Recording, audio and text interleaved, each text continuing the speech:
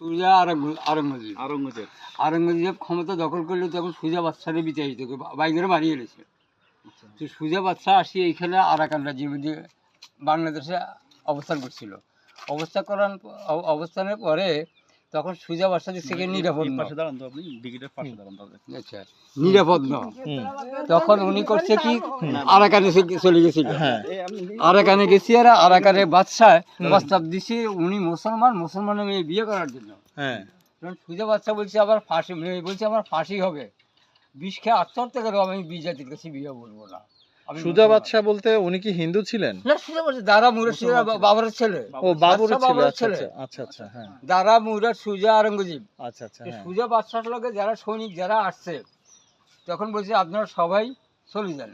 তখন এই নোয়াখালী, ফেনী, এদিকে এই অঞ্চলে, চট্টগ্রাম, এই অঞ্চলে। তখন ওই সৈনিকেরা বিভিন্ন জায়গার মধ্যে আসি আশ্রয় গ্রহণ করছে। আশ্রয় গ্রহণ করে তখন এই দিঘি কাটছে। দিঘি কাটার পরে এখানে কাটছে এই 22টা দিঘি কাটছে। কোথায়, রামগঞ্জ উপজেলায়? না না না, পুরো বাংলাদেশে, পুরা এই এই অঞ্চলে।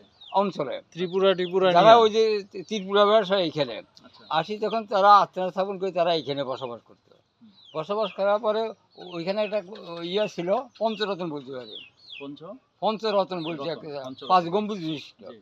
ঘাটটাও ছিল। তখন এখানে এই অবস্থাবাদী ছিল। এরপরে তখন তারা আলাদা তখন এই দিকে রক্ষণাবেক্ষণ করতো জমিদাররা, হিন্দু জমিদাররা। তখন ছিল হিন্দু জমিদাররা কোন জমিদার? জমিদারের নাম কি? নাম কি মনে আছে আপনার? করপড়ার। করপোরা। নাম মনে আছে কিনা? হ্যাঁ। তাহলে লক্ষ্মীধরটাকে, এইটা লক্ষ্মীধর পড়া মৌজা। মানে লক্ষ্মীধর কি কোনো ব্যক্তির নাম? লক্ষ্মী এটাও হিন্দু। এটা পুরো এলাকাইতে হিন্দু। রামগঞ্জ, চাটকি, লক্ষ্মীপুর সব হিন্দু এলাকা ছিল। এখানে হিন্দুরা ভরপুর তারা ছিল। এখন ওনারা কোথায়? তখন যখন শাহজাকিউদ্দিন ছিল তখন পাকিস্তান ব্রিটিশের মন্ত্রী, আচ্ছা আচ্ছা, শাহজাকিউদ্দিন শাহ। স্বাভাবিক, হ্যাঁ। তো উনি তখন বিদ্রোহ ঘোষণা করছিল মানিক মিয়ার সহ। বিদ্রোহ ঘোষণা করার পরে তখন এইখানে জমিদার করে তখন দৌড়ে দিয়েছে। রাইট, যখন হিন্দু মুসলমানের দাঙ্গা আরম্ভ হয়ে গেছে তখন বলছে 1947 যে এই রামগঞ্জেই সবচেয়ে গান্ধী তো এখানে আসছিল, এই দিঘির পাড়ে গান্ধী আসছিল, এই দিকে পড়ে মহাত্মা গান্ধী। মহাত্মা গান্ধী এখানে আসছে? হ্যাঁ, এখানে আসছিল, রেকর্ড, সুন্দর জায়গা। এখানে আসছিল দেখার জন্য। সব হিন্দু এলাকা ছিল, মুসলমান ছিল এগুলা। এরপরে আস্তে আস্তে আস্তে আস্তে এই মুসলমানদের বসবাস হলো, হিন্দুদের সাথে মুসলমানদের সাথে রাইড হলো। রাইড হওয়ার পরে হিন্দুরা এই দেশ থেকে চলে গেল। এই দিকে কি তারও 500 বছর হবে? শাস্তা নবাব ইয়া সুজা বাদশা করে গেছে। সুজা বাদশাহ করে সুজা গেছে। বাদশা করে গেছে। আচ্ছা আচ্ছা, এই দিঘির মানে আনুমানিক বয়সটা কত হবে? 500 বছরের বেশি। 500 বছরের বেশি। আওরঙ্গজেবের সময় আর কি, অনেক ওই সুজা বাদশার সাথে মিলেছে সবকিছু। আচ্ছা আচ্ছা দাদা মুরা সুজা আরঙ্গজেব বাবরের ছেলেরা। আচ্ছা আচ্ছা, এই তখন থেকে এই অবস্থা ছিল। এখানে কিছু ছিল না, কোনো লোকজন ছিল না। চলেন এই সব ছিল পাহাড়ের মধ্যে টিলা। এখানে না? আজকে মানে ধরেন স্বাধীন হওয়ার পর থেকে এই আস্তে আস্তে আস্তে আস্তে মানুষ ঘর বাড়ি করি।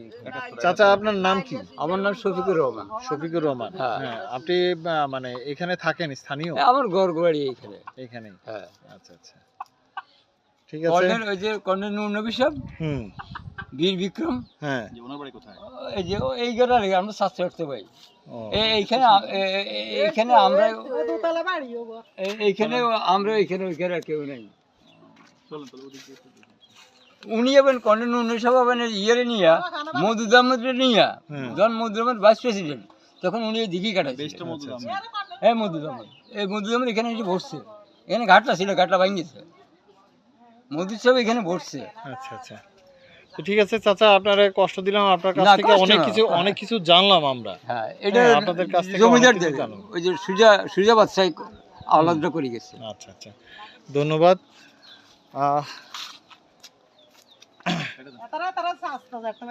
এই যে কর্নেল সাহেবের ওই যে বীর বিক্রম, কর্নেলের পুরো নাম কি?